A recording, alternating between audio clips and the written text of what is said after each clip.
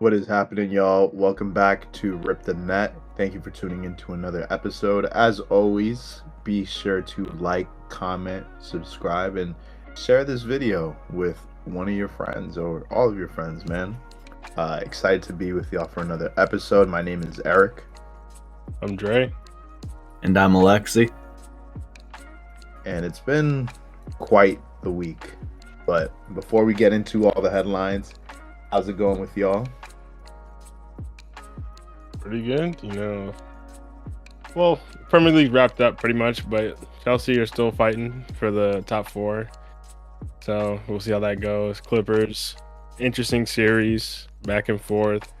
I'm hoping we can pull it out, but I did predict against them, and I continue to predict against them. So prove me wrong, But other than that, boxing. I know we don't talk boxing on here, but this Saturday my attention was split between one of our topics this week, El Clasico, and the Chris Eubank Jr. Conor Benn fight, which was a classic, an all-time classic fight. So, hey, boxing might be back with that Saudi money, but that's pretty much it. Yeah, there's a lot really coming up on the in this upcoming week. Ryan Garcia is going to have a fight actually in Times Square, so I'm still wondering how that's gonna. Yeah, it's crazy. That dude's still fighting too, because I thought he was having a lot of, let's say, off the ring issues. Yeah. That was last year. Apparently now he's a new man. Quick turnaround. It looked like at the end it looked like it was all for the internet, so I'm not really sure what the deal with that is, but that's like a stacked card, man. That's Ryan Garcia, Rolly Romero, Devin Haney, Jose Ramirez, and then see if Devin Haney has his comeback moment. There's a 3-fight card. Yeah, look straight to business. Yeah. I really don't know how they're gonna execute that. It's gonna be grimy as hell, bro. They're all gonna pass out 2 rounds in from just the air quality. I think the visual of it is gonna be crazy. Like the billboards in the background. The visual will be insane. Yeah. Like he has I think it's Turkey Al Sheikh is the guy running it. He's basically putting boxing on his back with that Saudi money. And he's his vision for the sport is crazy. Even doing this in Times Square, I think it's there's no tickets on sale. It's all VIP seating only, maybe 300 seats or something in Times Square. I think he's trying to put on a fight at Alcatraz, I think too. What the hell? The dude, his imagination's crazy, but the visuals of these fights is gonna look like a video game, literally. I was about to say, bro, this is Call of Duty Zombies maps now, just for boxing rings. So that's gonna be very interesting. Yeah, and then of course Canelo has an upcoming fight as well. Yeah. So there's just really a lot going on. So those who are interested in boxing, man, maybe we end up talking a little bit on these fights next episode. We shall see. But there is a lot coming up for all boxing fans out there. Cool. Well, we were talking about this before we started recording, but the Shedeur Sanders drama has been all over the media, has been all over the internet, and it's been an interesting one. Dre, do you want to just give a little context as to what's been going on? Yeah, so just for clarity for the viewers, none of us are the biggest or really into college football like that, but this has been, I guess, groundbreaking in terms of a draft slide in the NFL. So this has been kind of hard to miss. But to give you the very basic breakdown, if you don't know somehow, Shedeur Sanders is the son of primetime Deion Sanders, all-time legendary NFL player, the greatest cornerback or just defensive back in general in NFL history, and went on to two-sport athlete, just crazy legendary athlete. And he's now a coach in college football, and he's coached his son. He also coached the number 2 draft pick, Travis Hunter, who was always a crazy talent. But he's also coaching his sons in college at Colorado. And one of his sons, the quarterback, Shedeur Sanders, basically was projected even by Mel Kiper Jr., who was the guy who always does the mock drafts every year for the NFL, as like the number one quarterback out of this class. Most people realistically had him second, third, maybe, but no further down than that. But in reality, he ended up being, I believe, the sixth quarterback drafted out of this class. So instead of going in the first or second round like you would have maybe expected, he ended up going in the fifth round and was the 144th pick of the draft, which no one saw coming. Every day it was massive news that he hadn't been drafted yet. And it was probably, at least in the modern era, the most public draft slide that I've ever seen, in terms of everyone covering it. And it's very interesting now to see where it goes, because he ended up being drafted to the Cleveland Browns, who actually drafted a quarterback in this draft ahead of him, I think in round 3. And then they doubled back and drafted Shedeur as well. And that organization is just a mess in general. Like they have a crazy QB curse in that organization. But it's going to be very fascinating to see where it goes from here, because now they're going to have basically a quarterback duel in that organization to figure out who's going to be the starter. And, you know, as bad as it may seem now, if Shedeur ends up having any kind of successful career, the lore from this draft slide is going to be immaculate. Like, that's the one thing you can't take away from him. If he turns this around, he wins that starting spot, and he does anything for the Browns, or just does anything in the league at all, you already know in like 10 years, they're going to come back and edit up some documentary of him in this draft slide. They're going to have the edits of him sliding and the clips of him looking sad on stream. And, you know, it's going to go hard. So, you know, he has a crazy opportunity here to get some motivation and turn his career around. I say turn his career around. His career hasn't even started. But he was just looking for the opportunity, and he got it. But I'm curious what you guys think about this, because really it's very rare you see something like this. Usually when someone's projected high, they go high, and for someone to slide like this, it had to be because of some extracurricular reasons. And in terms of Shedeur, a lot of the speculation is that the draft interviews that he had with these teams did not go well, and a lot of these owners seem to think that he's entitled or maybe uncoachable. None of these things have been verified, but these are the rumors and the reports that are coming out. So this is less about his actual ability and more about what he could mean for the franchise from a coaching standpoint, from a media storm standpoint, and also from a standpoint of his father, who they're potentially afraid can try to make a play to be a part of their franchise when they don't want him to be. So there's a lot of intersecting narratives around this, but most of all, what's important is that he did end up getting drafted. Funnily enough, not by the Raiders, who has Tom Brady in their organization, and that's supposed to be his guy, and Tom Brady didn't even draft him, which is kind of funny. But Tom Brady is also his guy, and Tom Brady was a late draft pick as well. So, you know, you could have a Tom Brady lore building here. But either of you have any thoughts on this, or, you know, have you seen anything like this before in other sports? Maybe something in baseball. I don't know how to follow baseball, but what do you guys think? I haven't seen something like this before, and I'm kind of surprised. Like, if it is true, I guess, that behind the scenes or during these interviews, you know, he's a little uncoachable or entitled. I feel like there are a lot of players in sports who you see with that attitude, and yet they somehow still play and somehow, you know, keep making it on the team despite maybe not performing as well as their ego would suggest. So it is a bit surprising to see one person affected by that, but then again, that could also maybe not be the case. I would just call the overall situation just weird but entertaining. So I'll take it. I think one thing that's been wild is people have been saying that the franchises that he interviewed for were not impressed by his interviews. So I'm a little bit interested in seeing just like if details on that ever come out. Like, I just really want to know what they would categorize as a bad interview. We were speaking before this, and I was saying that, like, Shedeur seems someone who seems confident. I wouldn't necessarily label him as cocky, but like Dre said, I'm not super familiar on, I'm not too tapped into college football as much.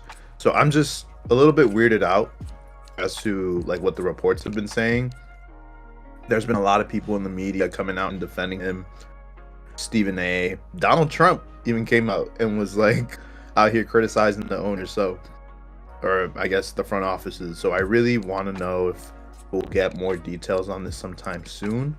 But it has been wild, and the Tom Brady comparisons have been interesting. It's gonna be tough because if I'm not mistaken, I believe he's the 4th string quarterback on the Browns. Is that not true? Yeah, I think if it comes down, I think based on the fact that he was drafted second in this draft out of the 2 quarterbacks, he'll end up being 4th string. I think whether or not you could say is probably a toss up for 3rd between him and the guy who went ahead of him. I forget his name. I think it was Dylan Gabriel was the quarterback drafted to the Browns ahead of him. So I think you could say either of them are technically 3rd string, but the fact that he went after him, you have to say he's probably 4th string. Yeah. Right. Yeah, it's weird, and I don't think I really don't think we've ever seen anything like this in professional sports, period. For some reason I keep getting brought back to like Allen Iverson, and he had like legal trouble going into his NBA draft. He was picked number 1 overall, and he proved that he was a good pick. Like that wasn't a mistake of a pick, or people obviously look back on AI has like this like legendary NBA Hall of Fame talent. So I don't know. There's definitely in the past been like speculation on the person's like attitude. I also get brought back to like Lonzo Ball in the draft because people were like, how much of this is on-court talent versus just like hype from his father. Obviously LeVar wasn't in the NBA, but like he still did have a big presence prior to Lonzo's, I guess, draft night. So I don't know if we can draw like an exact comparison to seeing somebody slide down.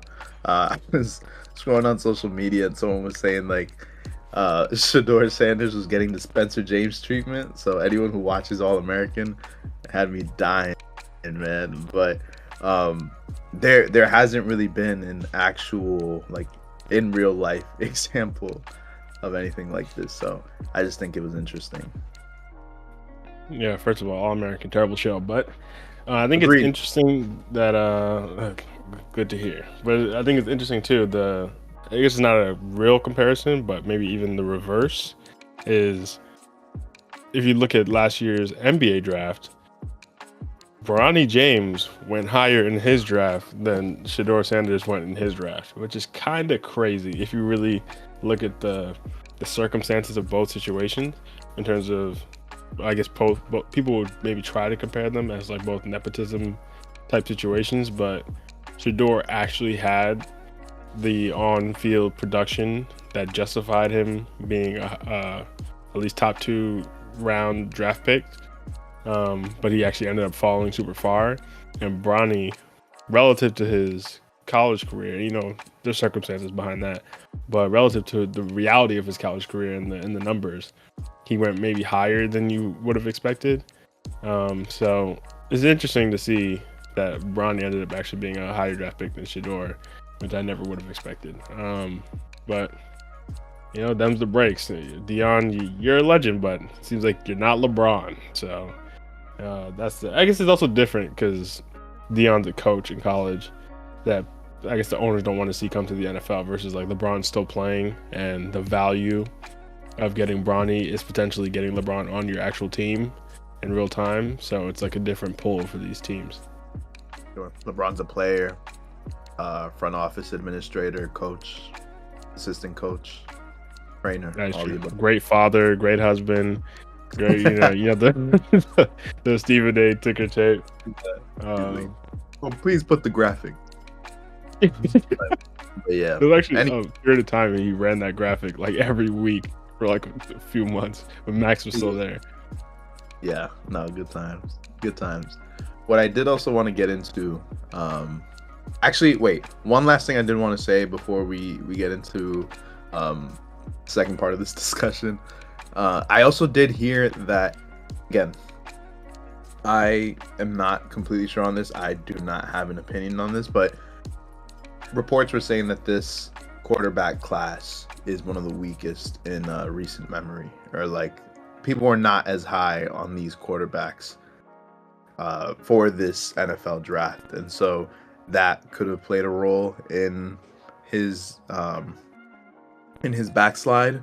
I don't think it is like the main reason, but I also think it's something to be conscious of, the fact that he obviously, people think he should have gone in the first round, but to think that it was only 5 quarterbacks ahead of him, I think also speaks to maybe the lack of depth, or like the lack of just like talent that the owners or front offices see within this draft class. So I'm also curious about that.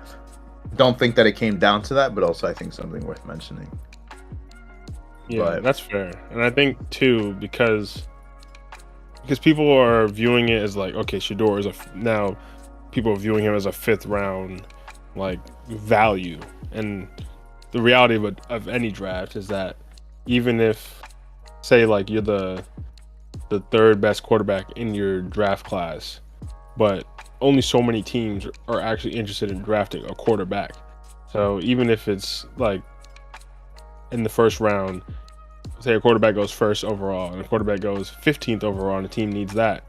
If no team needs a quarterback for 2 rounds after that, then it doesn't matter if you're the next best quarterback or not.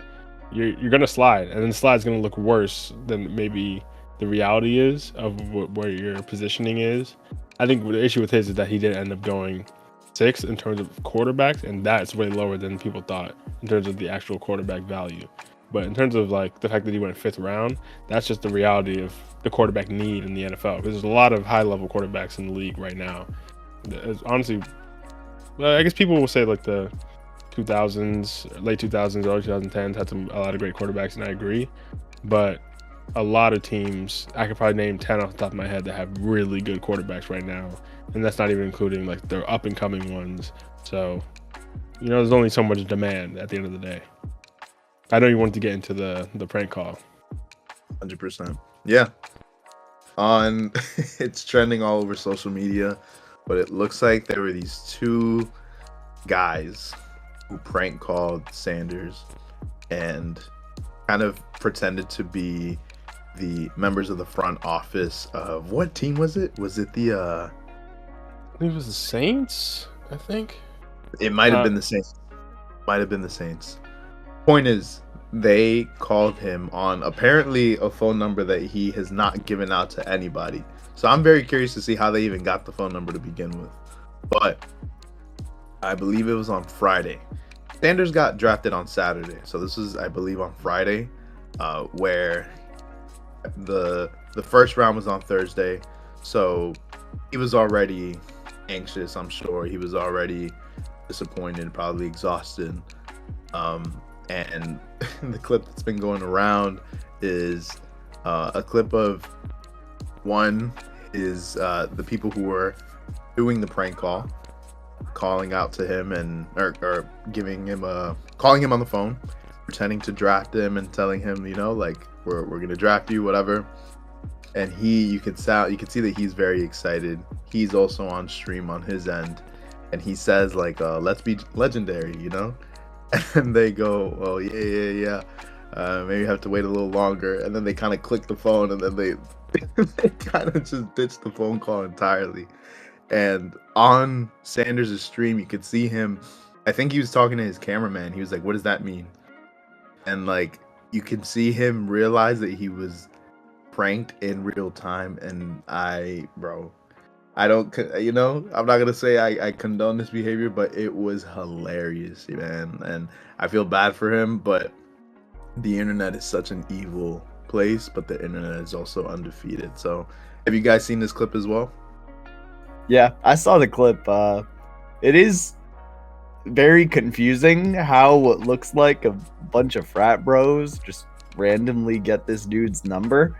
I did see rumors that like one of the kids' dads is like works in the NFL or for some team, and he might have found the number from them, something like that. I don't know. That's just a rumor.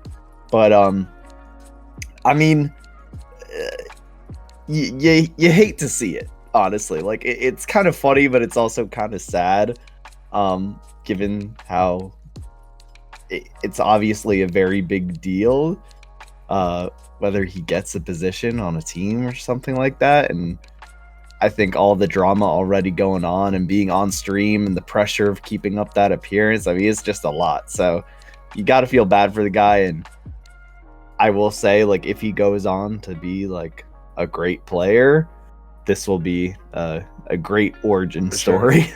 And I just looked into it and I found like, what you're saying. Yeah, this seemed to check out, Alexi. Apparently, it was the son of an Atlanta Falcons defensive coordinator.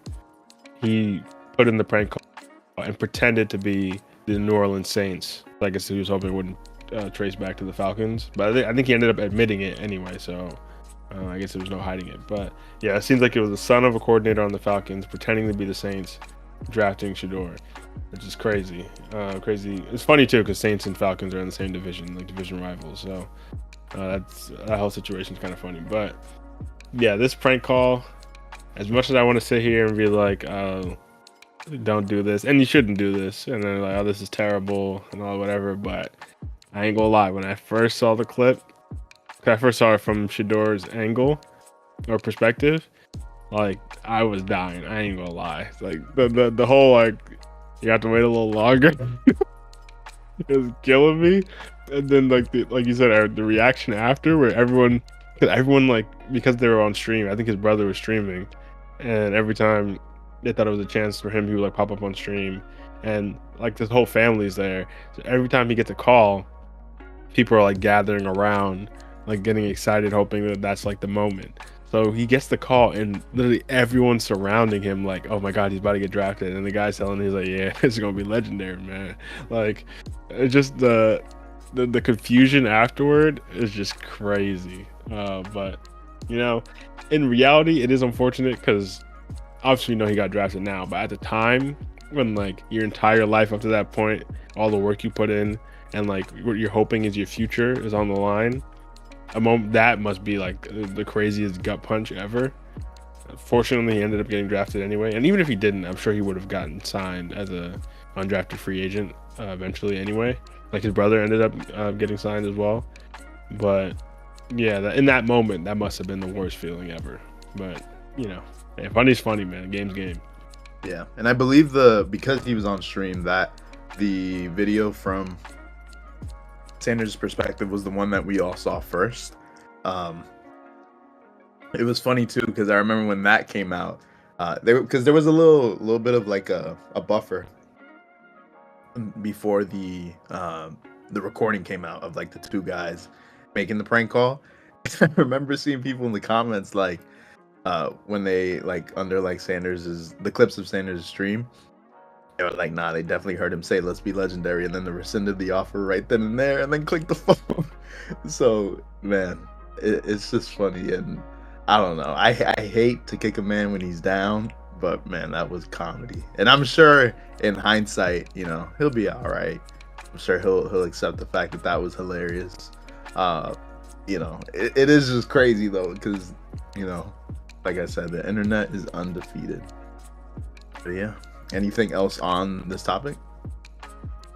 Nah, I think that was just meant to be our little intro ramble. But you know, that is the biggest, probably by far the biggest topic in at least American team sports over the last few days. So I'm not surprised we ended up talking so long on it. But if we're talking about the biggest topic in, you know, world sports, or at least European, but I'm gonna assume it's world because you know it's the world's game. El Clasico over the weekend was an absolute banger. Oh my God! Like I was talking about being split between Eubank Jr., Connor Ben in this game, but hey, both were just going crazy. And I'm sure both of you, even if you didn't watch it, I'm sure you saw the highlights because El Clasico is always an event. So, any initial thoughts on this game? Yeah, man. One glaring one. Real Madrid are dookie, bro. This is not their season. This is Barca's season. They cooked. The fact they almost came back was more a statement for Barca than it was for them. Yeah. But as you said, great watch. It went into extra time. I'm glad that didn't end in pens. That would have been too kind to Madrid. For sure. And I think like this game is kind of a microcosm of the season as a whole, like you're saying. Like even though it was, I think if we were honest, this game was the best Madrid has performed against Barca this season, because up until now, Barca has absolutely been clapping them left and right. And the fact that Barca are ahead in the league now, have won the Copa del Rey, they even won the Super Copa, I believe, and they're still in the Champions League, and Madrid have crashed out. It's just been whooping after whooping after whooping, and it's tough to see if you like Madrid. I personally do not care, but this game, Madrid were like, maybe we pack that thing too, and they should. They honestly should, because if we're really looking at it, Madrid, the Galacticos, the signings, just an incredible roster of individuals assembled, versus Barcelona, who had financial troubles in recent years. A lot of this team is built up of La Masia products, and seeing them go on this amazing season, and you have to give lots of credit to Hansi Flick, has proven once again to be one of the best managers in the world, and especially as an attacking manager. Like, even if you don't like Barcelona, you have to like watching Barcelona play. Like, just their style of football is unbelievably entertaining. Like, it's just so fun to watch. Win or lose, they're going for it constantly, and that's really entertaining to watch. And it's worked out for them with these young players in this daring play style. Yeah, it really has. And I mean, you got to applaud the whole Barca team, because I mean, I don't have the stats in front of me, but while watching that game, it looked like they were possessing like 75% of the ball. Like, they were completely dominating. And things really only shifted when Mbappe was subbed on in the second half. That's when I noticed a shift with Madrid. But even then, I mean, you had no sense that they were going to really compete for it. The fact that they did tie it up and bring it to extra time was already crazy. But I think they just need this season to be over with, have the summer come by, get a new coach probably, given Ancelotti is likely going to Brazil to coach the national team now. I'm curious who the next Madrid coach will be. Yeah, and I think I did check the stats, and it's looking like Barca possessed 60%, which is accurate to what you're saying. But Eric, looks like you also checked out this game. Yeah. I actually had a question to begin with too. Lexi mentioned that Mbappe was subbed on in the second half. As y'all know, I'm not as tapped into soccer as you guys. So could you guys speak on why he's being subbed on, or like why he's on the bench, and B, whether you agree if he should be on the bench? I think it was because of an injury or like a discomfort with his ankle. Dre, I don't know. You can correct me if I was wrong. I believe so as well. I'm not 100% sure. I was also confused at the time because I didn't know the reports or anything about an injury. But I assume also because they're still trying to make a little comeback in the league. So maybe it's a bit of a load management situation, as I'm sure you're familiar, Eric, with the NBA. But maybe it's just to make an impact. And to be fair, from Ancelotti, it's not been a great season from him, but that was a great sub from him to bring Mbappe on when he did. Because like Alexi said, as much as this season, I think Mbappe, the narrative around him, even being in the Ballon d'Or conversation people were talking about like around January time, I think all of that's been pretty manufactured. Like, if you're really looking at it, he didn't even do anything for like the first 3 or 4 months of the season, and he just went on a stat padding run. And really, a lot of people were saying, "Oh well, if if they win the Champions League, and if they do this, and if they win the league, and all this stuff, if he scores 70 goals and whatever," like, that's a lot of hypotheticals for one person to really get themselves into that conversation. So for our first season, we talked about this recently too when they crashed out of the Champions League. It's a bit embarrassing, but to give him his credit, he did in this game what superstars are supposed to do, and is make the difference. And he came on and he completely changed the game, scored a free kick, which, you know, is a whole narrative around Mbappe not being a set piece threat. I think there was even, I don't know if, I can't even remember him scoring a free kick before this, honestly. I'm sure he has at some point, but I can't remember. He actually hasn't. I saw there was a whole Twitter account dedicated to, has Mbappe scored a free kick yet? And this was the first one. I can't remember a signature Mbappe free kick in my life. Like, I can't remember that. He still scores tons of goals at other places, but that's not his game. And I'm sure a lot of people would have been doubting him going into that, but hey, he's an unsavable free kick off the post and in. So I'll give him his credit for that one. And even second half, Tchouaméni, Jude, they played well in the second half. The game completely flipped because of Mbappe's presence, I think, too. But just over the course of the game, Pedri, I say it every time we talk about Barcelona, that dude is just magic. Like that, he's just so good, so consistent.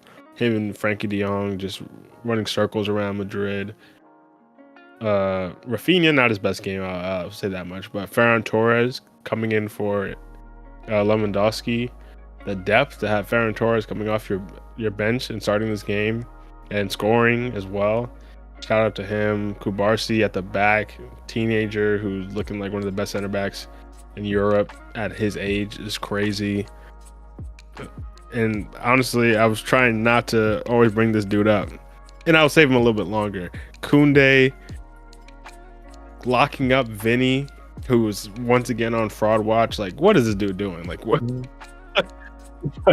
Absolute fraud watch after that performance. What is your value to a team if Koundé is shutting you down for an entire game and then he goes and grabs the winner? The guy who locked you down at the right back is scoring the winning goal in the dying moments of the game. Really, what are you doing, bro? Like, it's just, Vinny's just, he's gonna need a big season next season, because right now, if we're talking about that whole Ballon d'Or conversation, him versus Rodri, I always had a Rodri, but I understood the Vinny argument coming off of last season. But this season, we're talking about the biggest opportunity ever with Rodri going out for the season to prove to the world that you were the deserving winner of that Ballon d'Or.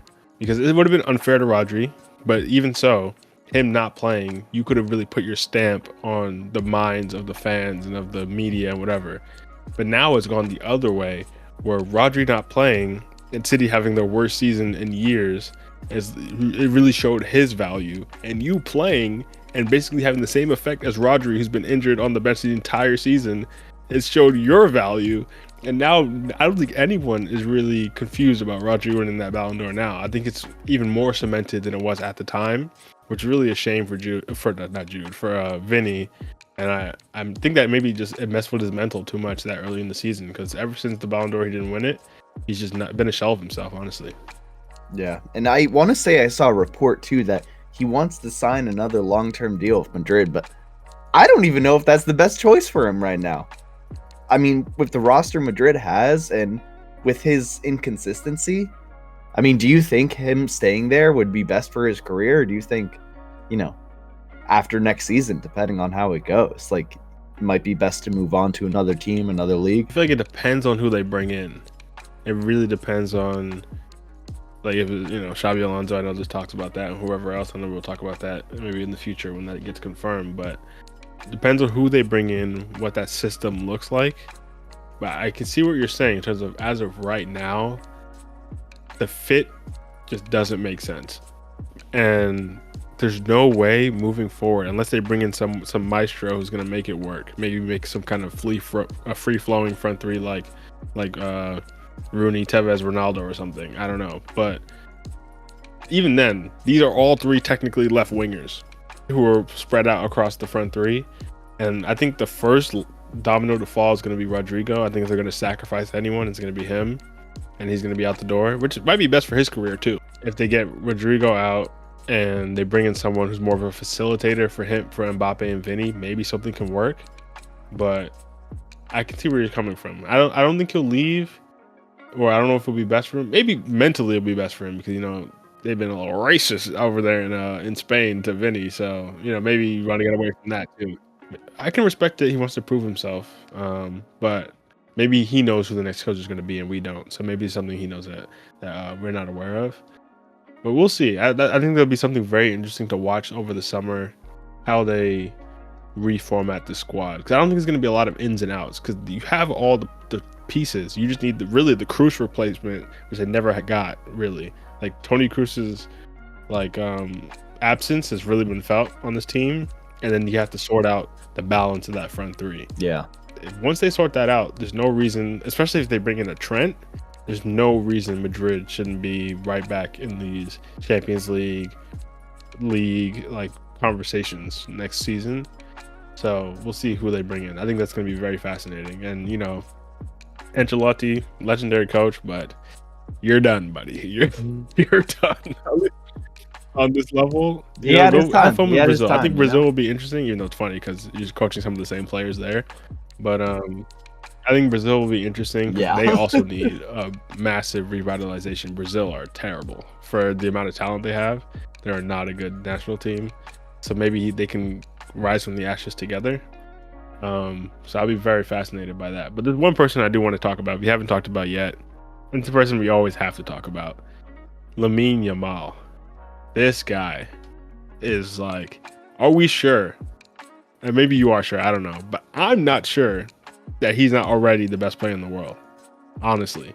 I think it's not too crazy of a reach to, one, put him in that conversation, but two, to stamp him as that player. If we're talking pure eye test and just ability on the field, I know the numbers won't back it, but just watching him, and I don't get to watch him as often as maybe Salah or just other Premier League players, so maybe it's more of a novelty that makes me feel that way. But just watching him when I do, I'm the talent on this guy, just the ball for Ferran Torres for the second goal, his overall just dribbling, the first goal, just the gravity of him. He basically draws 4 players to him that just gives him the ability to lay off Pedri for the finish. I think they're aware. This guy is just ridiculous. I will say I don't like the dyed hair. Hey, what are you doing, buddy? But that's the one thing we got to call out, bro. He's got to buzz that ASAP. I don't care. Get rid of it. I get it was a Neymar tribute. That's not it. Leave that with Neymar. You should have left that one in the vault, back at the hair salon. But if we're talking about on the field, I'm not sure that he's not already the best player in the world. No, I definitely agree. I won't say I had doubts at the beginning of the season, but I was he's definitely one of the most talented, but it's too early for that conversation. But I mean, the performances ever since the Euros and then this season, it'd really be hard to say anything else. Watching him is, and I don't like to use hyperbole like this, but it was really magical, man. The dribbles he's able to do, and just the vision and the assists and everything he does. You can't really find any flaws. And then even just his confidence in the way he challenges players and takes on players and doesn't, just turn around and pass it all the time like half the Prem players do. He will take those challenges on, and most of the time he will win them. It's insane, and it's something that we were very privileged to see a lot growing up with the likes of Messi. And it looks like we're going to be very lucky again for a long time. If he keeps developing at this rate, he might be hitting those numbers. I don't want to say too early, how good he will be, but I can see that path is not crazy. The only thing stopping him from hitting that level is being even more. He still puts up goals, but an even more consistent goal scorer specifically. Not that I think you can be the best player on the pitch without scoring goals, which I think Pedri is a lot of the time. But I think if he becomes even more consistent in terms of actually putting the ball in the back of the net, in terms of just creating a lot of great chances, then I think it's going to be honestly undeniable. I think there's going to be no one even really close as a number 2. I think right now the fact that most of his game is predicated on the playmaking and the the dribbling, the chance creation. And you can still have other players kind of in the conversation. But I think if we're talking about because earlier in the season, we 100% would have said Salah, runaway Ballon d'Or. And he's still going to win Prem Player of the Season just because the Prem hasn't been the strongest. And we're going to get into that. But you're talking about now late in the season, doing it when it matters the most and these big competitions. And then like you said, the Euros as well, big competition, end of the tournament, goal in the final. That's the kind of stuff where you really cement your place and you stamp it I'm that guy. And I think it's one thing, and no disrespect to Salah, with the league campaign, you do have to be consistent over the entire campaign. So that's all respects to him in that sense. But in terms of we talked about it with the Champions League and going against Inter, how we're hoping to see a performance we'll remember from Lamine in those two legs. He gave it to us a little early in this El Clasico. This is the performance I'm gonna remember, even without scoring. I'm okay, Lamine in the biggest games is showing himself to be the biggest player, and that's something where it's no longer 4-16 or 4-17. This is impressive. Now it's just for the sport. This is impressive. If he was 27 doing this, I'd still say, wow, this is just great performances. This is on par with what Dembele's doing over at PSG and Rafinha's doing on his own team and Salah's doing over in the Prem. This is something almost unprecedented. If you're getting compared to Salah, who's nearing the end of his, I'd say, competitive career, probably. I mean, that's just insane. That's insane to imagine. And I do think it's also interesting, again, just with El Clasico being what it is, having the other supposed one of the best players in the world in Kylian Mbappe on that team and his performance. Not at all bad, but it's also seeing the two play. I mean, it is a stark divide, and it makes me want to go back and watch Mbappe clips from earlier on in his career, because kind of Lamine and his confidence, it reminds me of that. But Mbappe since then, I don't want to say has gotten worse, but hasn't developed at the rate I would have expected, especially being at Madrid, even though he's still, hitting records. And, I think it was the most amount of goals since Ronaldo or something, in the first season at Madrid. Mm-hmm. Some weird stat like that. But it's just crazy how, there are levels to this. And, a 16, 17-year-old can very easily reach the top, apparently. And to be fair, playing this well this early and having this many minutes, that could always, knock on wood, I hope this never would happen, because I want to watch this guy have an amazing career, 10+ year career. But that could always spell disaster in terms of just putting too much mileage on the body early. So I hope whoever coaches over him, whether that's Hansi Flick or whoever for however many years, keeps that in mind. Because I do not want to see a Lamine Yamal who's 23, 24 and is fading out because he just had too many miles on his body. Or even talking about like a Hazard who I think retired or went on this downturn way too early, who should have had a few more years left in his career, especially with these type of throwback wingers, which Lamine is, not this, like you said, this reach the edge of the box or reach the touch line and pass back winger where I cannot stand. These are guys who are going for it. I would hate to see Lamine Yamal. Yeah, we need it, and I would hate to see him burn out, which is crazy because, like you said, Mbappe really reminds me, and you could tell he's a Ronaldo fan in terms of his play, and Lamine. Yeah, I think a lot of guys grew up now, probably his age, probably really love Neymar, but you could really see the Messi in him as well, which is funny to have that parallel. But the craziest part is Mbappe is 8 to 9 years older than Lamine Yamal. Mbappe's going to be retired. Yeah, that's what I'm saying. Mbappe's what, 26? 25, 26? And he's going to retire. Yeah. And we're still having conversations of potential and what levels he can hit. And it's I don't know, man. We're kind of at that time where you should be hitting those. You should be peaking right now. and we should, and we still can. With the right coach, the right team, we still can. He definitely still can. I got faith that he can. But I'm just saying now, The clock's definitely ticking, and Mbappe could be heading to Saudi when Lamin's only like 24, which is crazy. 24, 25. Like that's the crazy amount of talent we're talking about here. But the thing is, with someone like Lamine and some other players as well, where you're like even Jude or for his age and Pedri for his age, we see dudes peaking, like not even peaking, but like as being on the ascension so early that it makes us forget like those players who are developing and still like getting to that level at 23, 24. That's normal.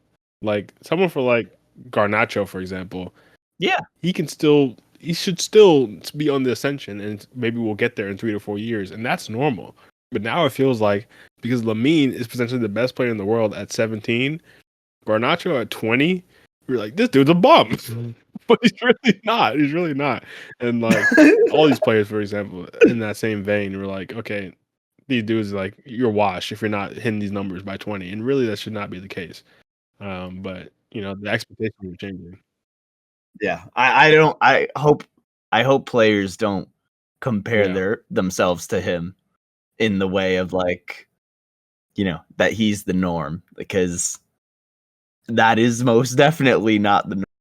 Well, I don't know if you have anything else to add on this, Eric, before we hop over to the Premier League. I mean, all I was just gonna say was that, like, from my perspective, it was just interesting to see how cohesive Barca looked. Like, even the goals that were, and you guys touched on this a little bit, but like the goals that were scored by like Mbappe, right, and then the equalizer, the header, those seem like, like they weren't exactly like set up, right? Not to say that they were lucky, but it was like you just have um a more cohesive side in Barcelona versus Madrid that just seem to they have the firepower to be able to score and to be able to like kind of bring themselves back into the game, but um at no point did I feel like Madrid was a threat to the match. For a moment when they equalized, I was thinking they might pull this out, right? But as far as like the style of play, it's so interesting to see Barca back in a place um of just dominance, because it seems like just yesterday they were in such a low point, and to think that they've been able to turn it around so quickly, to me has been such a cool thing to see. But yeah, every goal that you look at from the Barca side, like Pedri with the first goal was, as y'all mentioned, like a tactical pass by Lamine Yamal, and even that like second goal, even though the keeper was too far out, and that could be seen as like a mistake on Madrid's end, it started with like a long pass I hit Torres. So it's interesting to see just how like even I think they just took advantage of a lot of the mistakes that Madrid gave them, and then of course that final goal, the game-winning goal, was a steal. But regardless, I think you watch this game, you see how cohesive Barcelona was, and how just really like I don't know, like discombobulated Madrid seemed to be playing. Just I don't know, left a very interesting, like, as someone who doesn't watch as much, I would have thought that Madrid wouldn't be in the spot that they're at right now, but they just can't catch a break, it seems. So it was definitely an interesting watch. And yeah, it was a fun one. And you actually reminded me. I know we got to move on soon, but I could not let this topic end without referencing the reason why I especially do not feel bad for Madrid. It's one, the complaining to the referee and the amount of position like penalties that Barca potentially should have had. Like this is one of the worst examples I've seen of like people saying that Madrid have everything going their way in general. This was a terrible watch from that perspective, and especially the end of the game with Rudiger and Lucas Vasquez and these guys off on the sideline, like throwing stuff at the referee and complaining they're getting red cards at the end of the game. The sore losers, just like that was just poor. It was just poor to watch. Yeah. I could not even feel bad for them. Like there's a reason why a lot of people hate this club, You know, a lot of people love it too, but one of the most hated clubs. One, because they're the biggest, but two, like when you put on displays like this, and we're getting away with like some of these fouls, which should have been fouls, and then obviously the poor behavior at the end. It's like, you know, good for Barca. Honestly, I'm happy for them. Yeah, and it comes from the top down too. Of what Fiorentino Perez, like, it's crazy how that attitude against refs and just basic sportsmanship, you know, there's a complete lack of that at Real Madrid. It's something that I hope changes, but I mean, I really doubt it will. It's been a weird recent thing. But you know, that was a fun watch this weekend, and I'm sure, you know, something that wasn't fun for you, Alexi. I know you're gonna want to get into this. The Premier League. Why?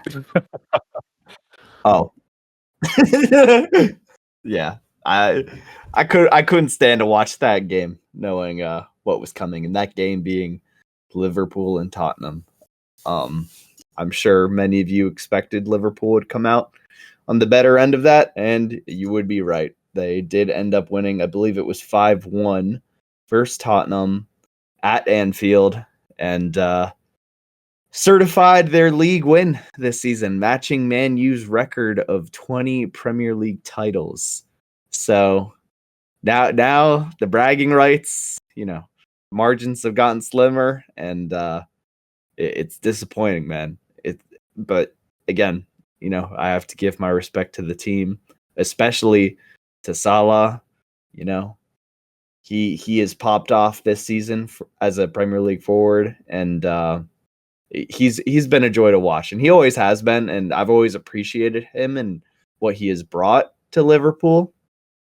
And yeah, Tottenham on the other hand, dude, I mean they're near the relegation zone, which I never thought I would see. But I'm also near the relegation zone, so what can I say? There was something else I wanted to note too, but now I'm blanking. So I'll leave it to you, Dre, and your thoughts on, I guess, their league win, and you know, another Baldy coach entering the league and winning it. Except for Eric Ten Hag, that did not work out for him. Yeah, it's wild. It's wild. This is, yeah, like you said, I'll touch on Tottenham real quick.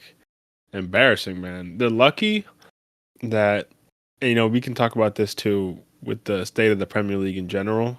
I'm curious about your thoughts on this, but they're lucky that the parity in the Premier League has never been worse. Like, it's never been better in terms of the mid-table.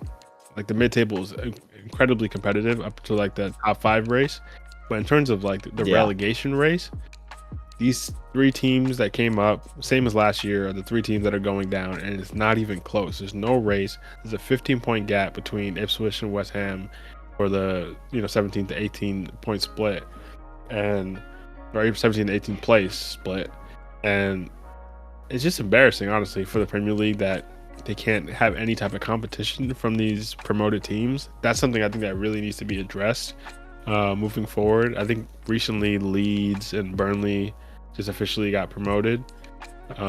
These are both teams that were in the Premier League just a few seasons ago, and you know, it'd be a shame to see them go down immediately like these teams did this year. So from that point of view, you know, Tottenham are lucky, and I used to say United as well because they're only 2 points ahead of them, but they're lucky that really, even being as bad as they have been, there wasn't actually a threat for relegation this season. That's something that needs to be worked on. But in terms of the league win, you know, congratulations, Liverpool. That is I wouldn't say a historic win, you know, and I'm no Liverpool hater, but really not much competition at the top for them to really duke it out with. They've officially won the league on 82 points, and I think Klopp has lost the league on like 97, maybe 99 points or something, like something crazy.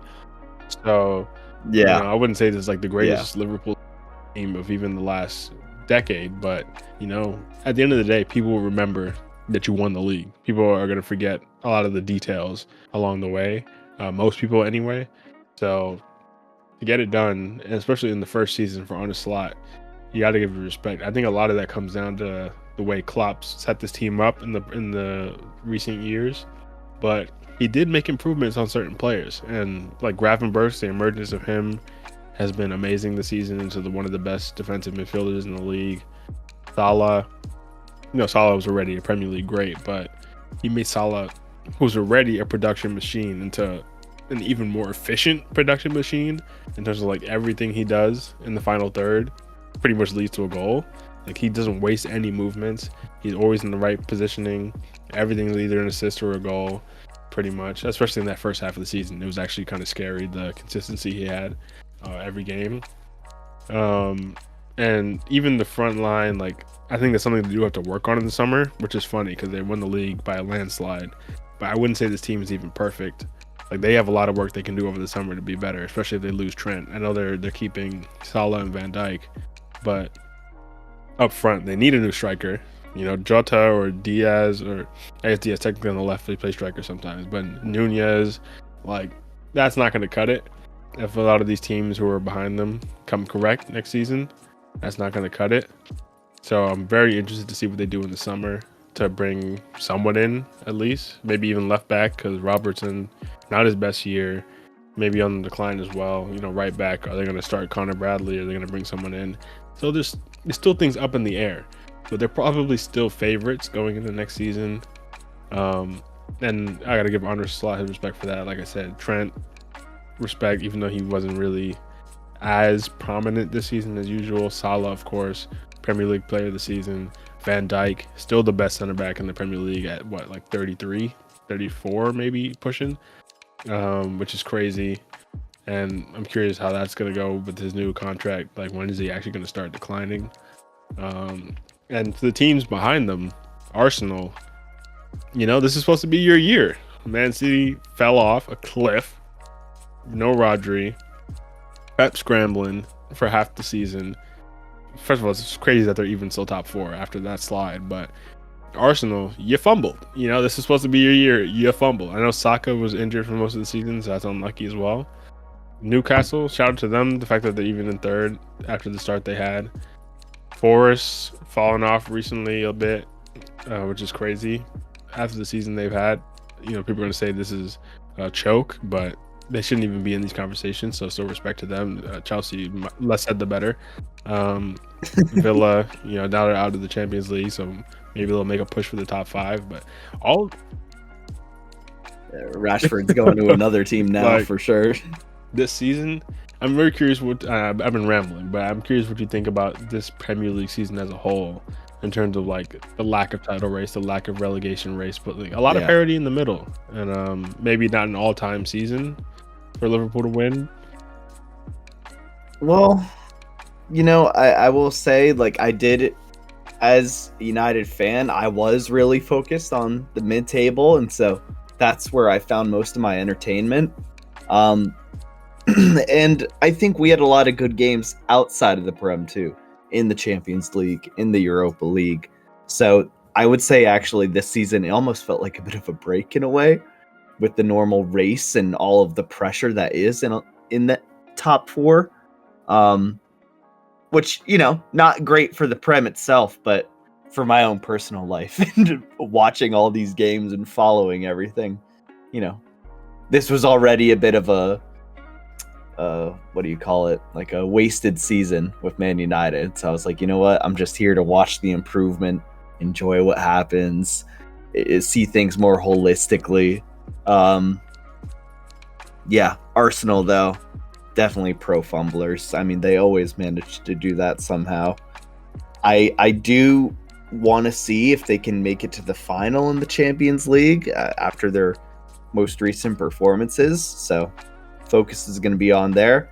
Newcastle, they've been interesting to watch. I'm curious if they're going to be able to keep this momentum in the next season. City as well.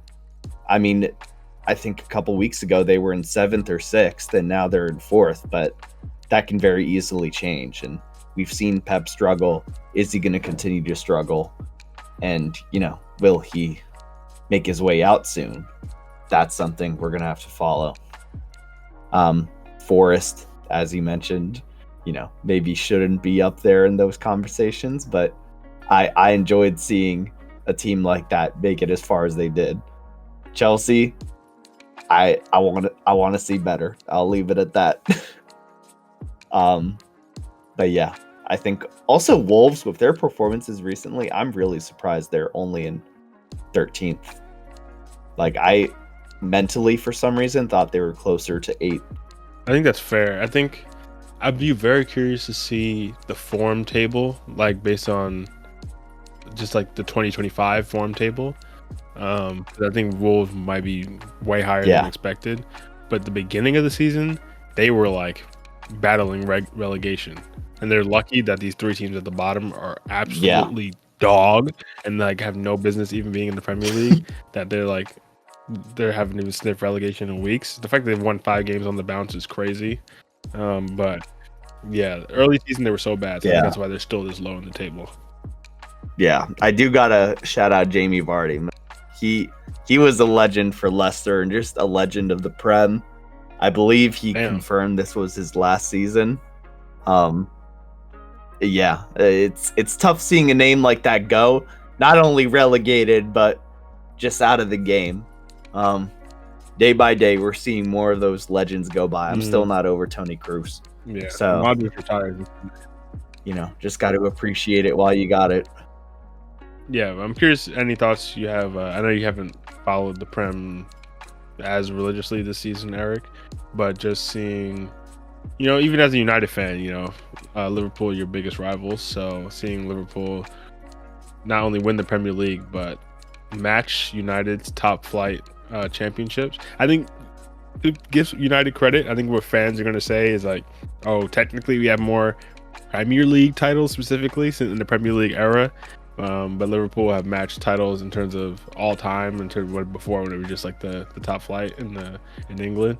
But any thoughts on that, Eric, and seeing this rivalry?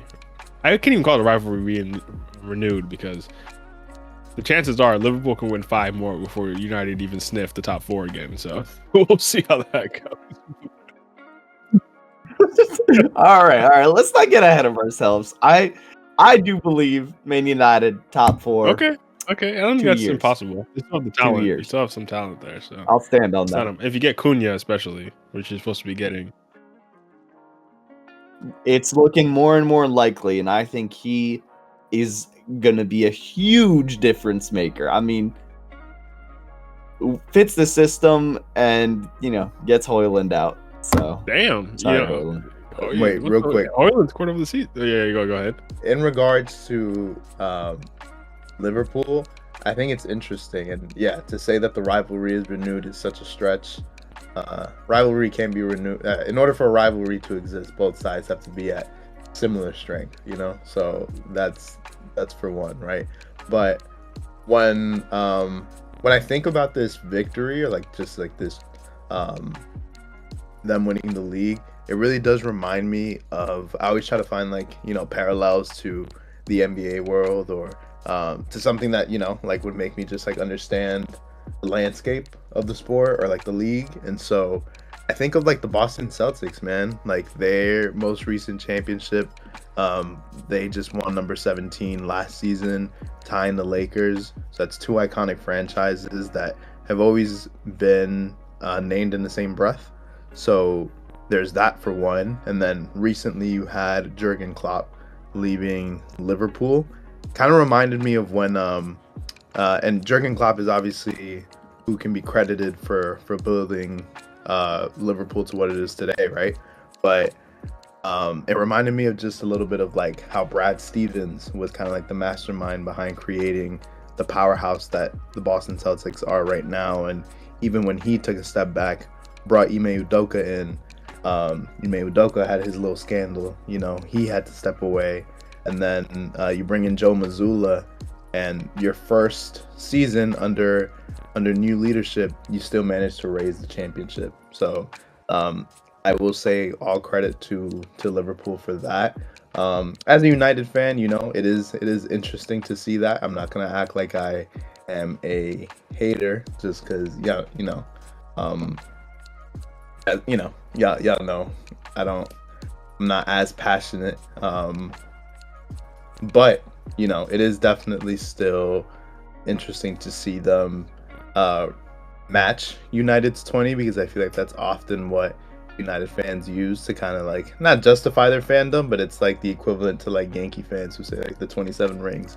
So they are in good company now, and we'll see if they turn things around. Doesn't look like they will anytime soon, but yeah, it's not looking great for United fans. But overall, I will say, just from like a sports fan, all props to Liverpool. Looked like they had this league won from the jump. Didn't really seem to have much competition, so yeah, good for them. And I guess we'll see, how long they'll stay at the top. Actually, shout out to you for that Celtics Lakers comparison. I think that's actually so spot on. Probably even more than you think. But like thinking of the Man United as like the Lakers of the Premier League, and Liverpool as the Celtics. Even if you're talking just like brand value, Man United being the number one brand in the Prem, Lakers being the number one brand in the NBA,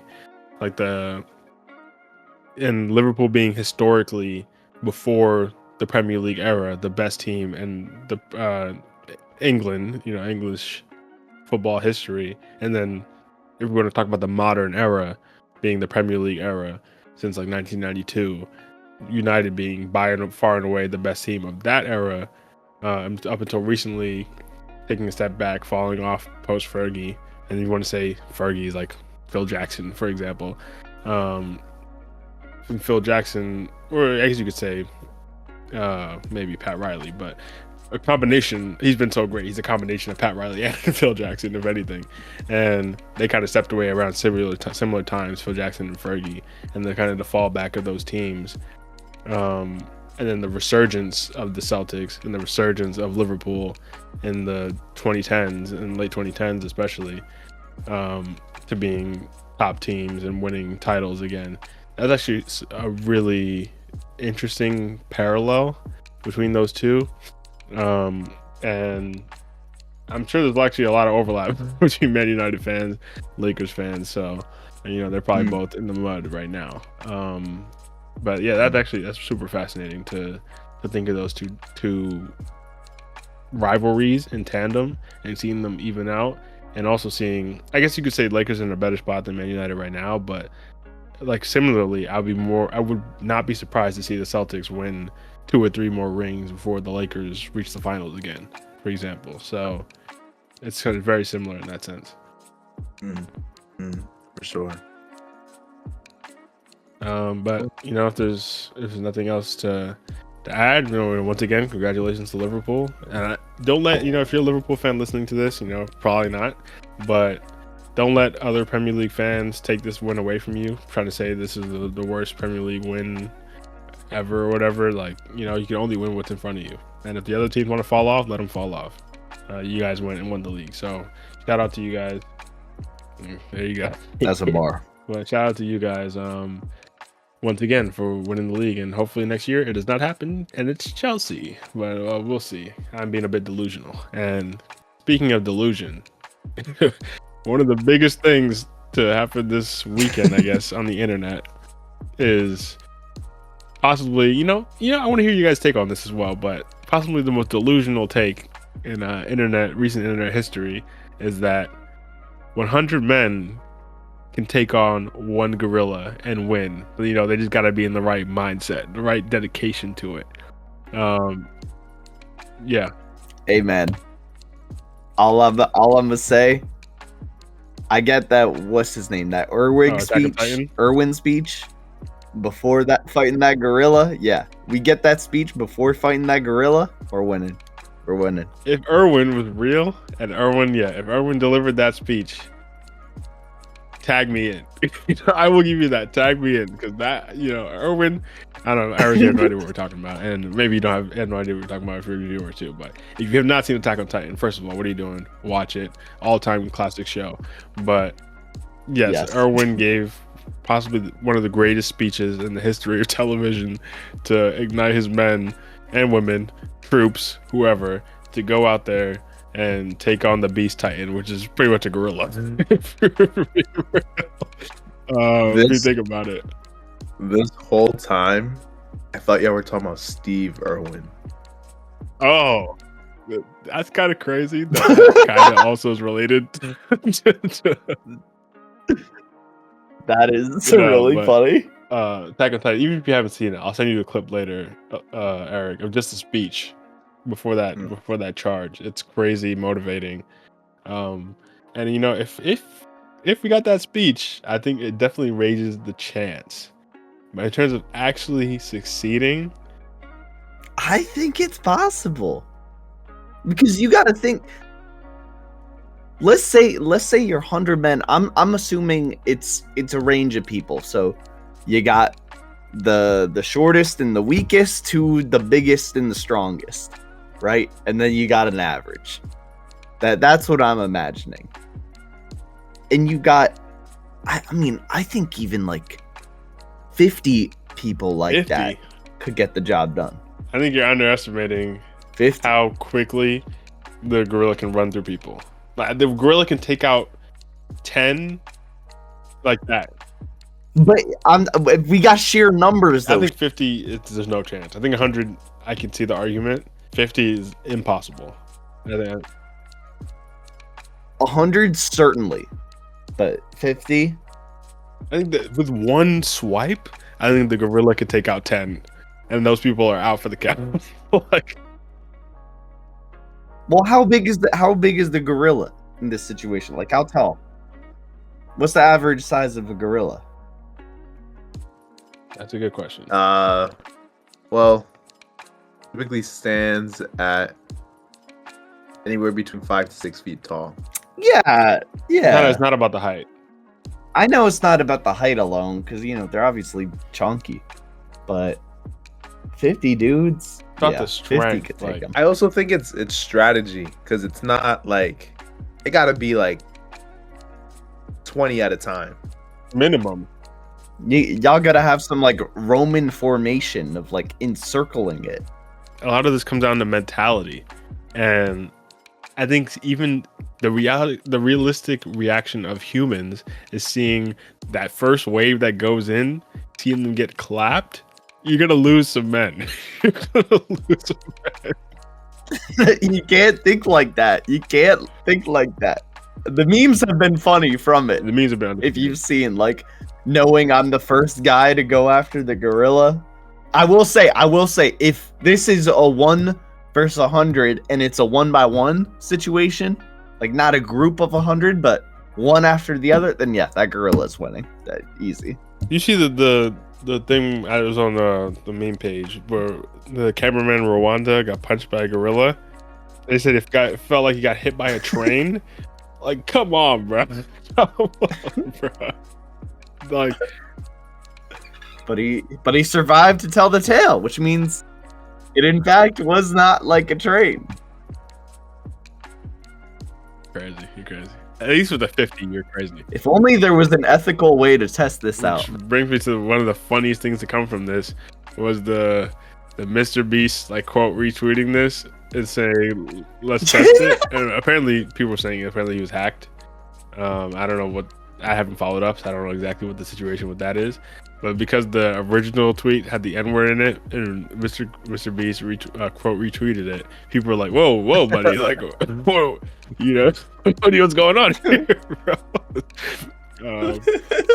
That whole situation was just hilarious too. But I think actually his quote retweet got deleted, so maybe he was hacked, or maybe he just was like, "Oh, maybe I messed up or something." But yeah, I wish there was like some kind of simulation that could be run to see how this would actually play out.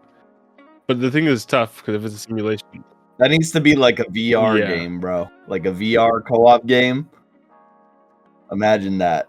We need the simulation to have the tactics implemented. It can't just be free for all type situation because we're cooked. We're cooked if it's just some lawless situation. We need a strategy going in.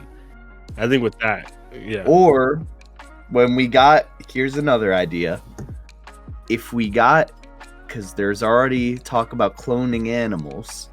If you saw the whole direwolf thing from a couple weeks ago, those are extinct animals. But let's say you can clone a gorilla, right? So this is a quote unquote artificial gorilla. What humans would you have fight a gorilla? let's say the worst of the worst, people with life sentences, or maybe, they on death row. You put them all in the Coliseum with the gorilla. Wild. Yeah. That'd definitely be crazy. You're right about that. All right, how about this though? You gotta pick 3 people. You gotta there's 3 people that you can submit to draft into this battle. What 3 people are you picking? Off rip? Yeah, off rip. Francis Ngannou.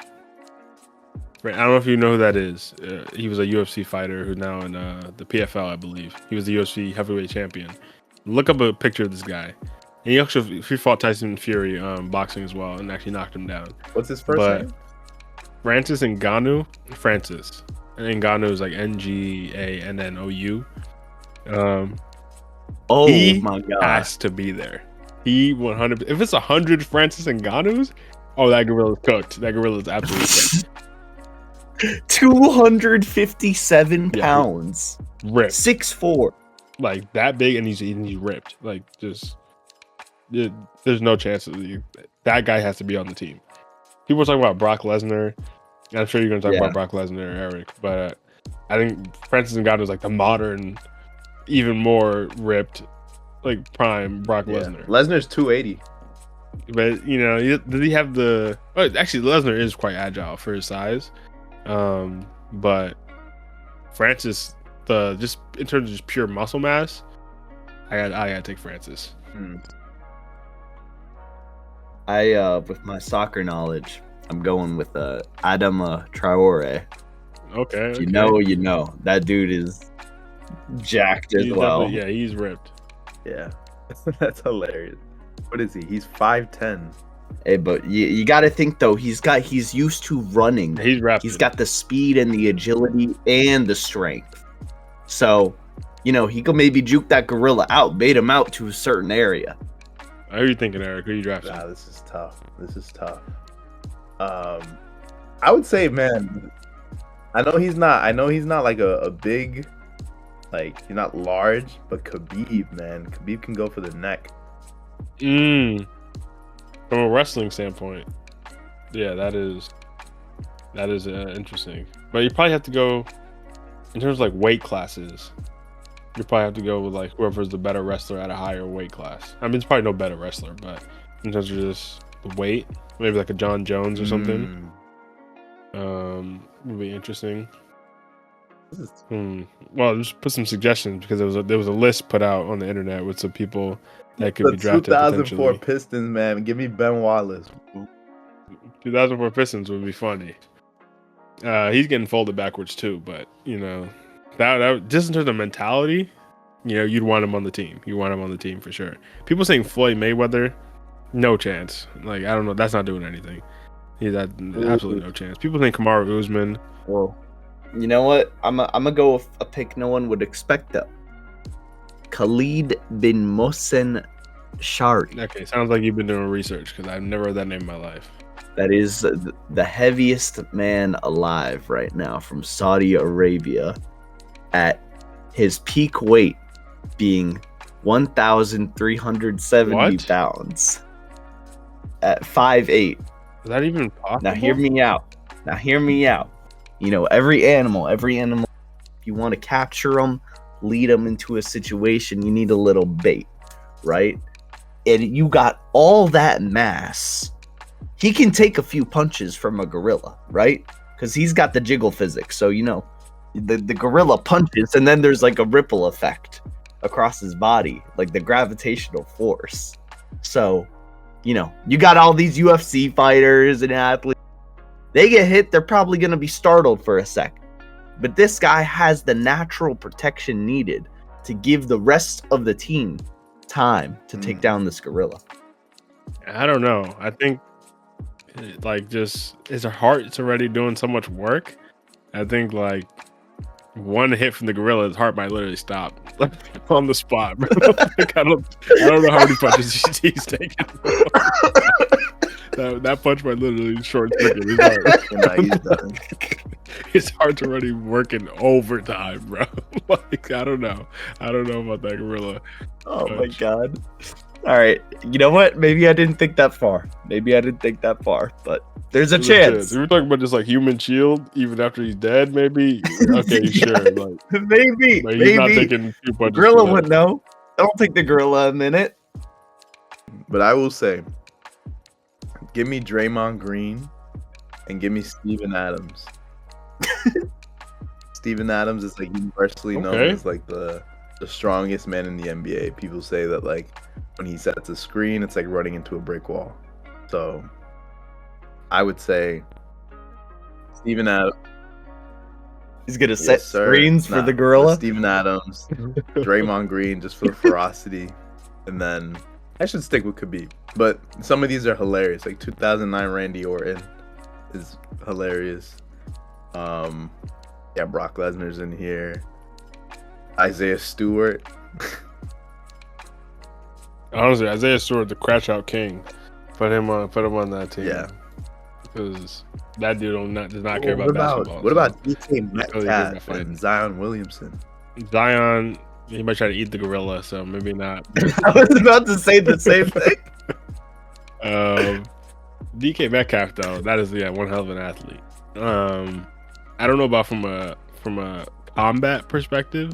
I don't know, but maybe there's value in his athleticism in general. Ronnie from Jersey Shore. I feel like hell no.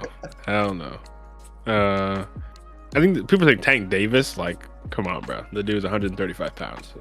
He's not doing anything to a gorilla.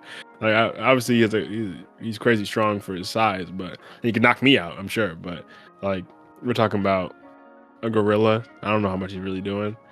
I think we're really looking at like heavyweight UFC wrestlers, maybe heavyweight boxers, and WWE guys on the heavier side. I think that's really your best bet, or like just wrestlers in general, like actual wrestlers, not like Greco-Roman wrestlers, not entertainment wrestlers. But I think those are your best bets. I see Michael J. White. That one's funny too, honestly, just for the I'd bring him along on the team. But even for the WWE, the people are mentioning, like you said, 2009 Randy Orton.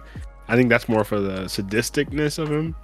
But in terms of actual like efficiency in this battle, the other WWE superstars I take over him for sure. And even like from that same like I guess class of wrestlers, Batista I take over him for sure for something like this. Great Khali. Great Khali is a great shout. Even like Big Show, Mark Henry Andre types. The Giant. Andre the Giant. Wait, Hogan is like 300 plus pounds. Talking about 90s Hogan. 90s Hogan. 90s Hogan. Even then, like, I don't know. I don't know if a leg drop's gonna cut it, but Vince McMahon. Man. I'm looking for a Batista Vince bomb. McMahon. That dude is also like a fitness freak. Yeah. The dude I just sent in the general chat, if you remember him, we need him, bro. He's like the real life Blade. He's gonna take care of that gorilla alone. No help needed. I want to say it was like during COVID or something. This video came out. If you're allowed to bring like all this equipment, then that increases the chances. If it's barehanded, I would say you're allowed to bring equipment if it's part of who you are. Like okay, part of your kit, like your default kit. Your default kit. Yeah. Okay. I think like you can't be Steph Curry bringing a katana. Like okay, yeah. Random. Fair. Then I'd probably bring like a bunch of like people who practice kendo or like fencing or something. Bring some, get some weapons involved. Maybe some archery. I'll bring the guy from the Olympics, the Turkish dude, who the guy from the Olympics. Nah, that's fire. That's fire. You're not taking our math teacher who taught karate classes, Dre? Hell no. Hell no. There's no chance in hell. Nah, for context, if anyone's out there listening, I don't care, bro. We had a high school teacher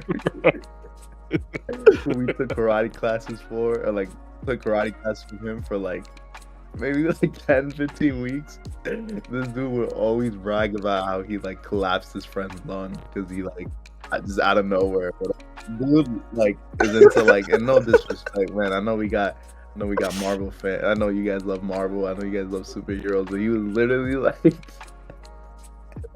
stereotypical, just like, I don't know, like dweeb, bro. With all due respect. Still, man, we not big enough, bro. We not big enough yet. Like, listen. But yo, this dude would always brag about how like, yeah, I collapsed my friend's lung. So, you know, I think we got to bring him to the gunfight. Okay, fair enough. You drafted him on your team, and you will die. He's not on my team. Oh my god. Oh my god. But yeah, we're just waffling. This is just a fun viral topic from this weekend. Some things like this just randomly go viral every once in a while, and we need more of these, man. More of these in the that world. the internet all gets in on. Nothing serious that is that deep. Yeah, so hopefully there's more things like this we can talk about in the future. But if there's nothing else on the Gorillaz, you know, talk about Glorilla. Terrible artist, but you know, moving on. What the hell is this transition? that was a complete random. I just think about how like gorilla sounds like Glorilla. I'm sure that was intentional. Sure it was. I just now made that connection in my head. Oh, man, I'd have to be Mr. Beast to sing her song. That's all viral. And well, stuff. there you go. That's a bar. But thank you for listening and thank you for watching, especially if you made it this far, especially if you made it through that segment where we were talking about freaking math teachers teaching karate. You know, we're going all over the place, but we appreciate you sticking it out with us. Like last week, like next week, we're keeping it going, being consistent. This past week, you know, like 5 different or 6 different episodes came out. We got a lot to talk about, a lot to talk about, and we're gonna keep it going as the soccer season wraps up. You know, Prem's over, but Champions League, we're keeping our eyes on you. First matches this week for this semifinal, we'll be tapped in. So, and also the NBA first round's ending soon, so we'll be back to talk about that if you were missing the basketball content. But appreciate you guys once again, and like Eric said, like, subscribe, all that good stuff, notification bell, and see you guys next week. 100%. Appreciate y'all. Have a good one, y'all. Peace out.